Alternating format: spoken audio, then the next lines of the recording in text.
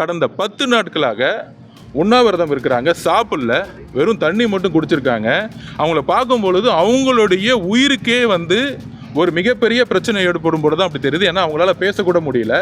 இங்கே நாங்கள் பதிவு பண்ணுறோம், அவங்களுக்கு ஒரு உயிருக்கு ஏதாவது ஒன்று ஏற்பட்டதா அதுக்கு மாண்புமிகு முதலமைச்சர் அவர்கள் தான் முழு காரணம்ங்கிறத நாங்கள் தமிழக வெற்றி கழகத்தின் சார்பாக நாங்கள் பதிவு பண்ணுறோம். அப்படி 90% மக்கள் இதில் பாதிக்காகும் பொழுது SC/ST கமிஷன் என்ன பண்ணிட்டு இருக்காங்க? அந்த கமிஷன் தூங்கிட்டு இருக்கா தமிழ்நாட்டில்? 2-3 வருஷத்துக்கு மேலே வேலை செஞ்சவங்கள அவங்களுடைய கன்சர்ன் இல்லாமல் அவங்கள எப்பயுமே தனியார் மையத்துக்கு கொண்டு போகக்கூடாதுங்கிறது அவங்களுடைய தார்மீக உரிமை. தொழிலாளர்கள் சட்டம் அதுதான் சொல்லுது. சட்டத்தின்படி ஆட்சி செய்யணும். அப்போ இத்தனை SC/ST மக்கள் பாதிக்கும் பொழுது முதலமைச்சர் என்ன செஞ்சுட்டு இருக்காங்க? இல்லை துணை முதலமைச்சர் என்ன செஞ்சுட்டு இருக்காங்க? இல்லை அமைச்சர்கள் என்ன செஞ்சுட்டு இருக்காங்க? இதை ஏதோ தூய்மை பணியாளர்களுக்கு உணவளிக்கிறோம், இதுதான் பண்ணையார்த்தனம், இதுதான் பண்ணையார்த்தனங்கிறது. நாங்கள் உணவளிக்கிறோம்னா நீங்கள் உணவு கொடுக்கணும், நாங்கள் பிச்சை எடுக்கணுமா?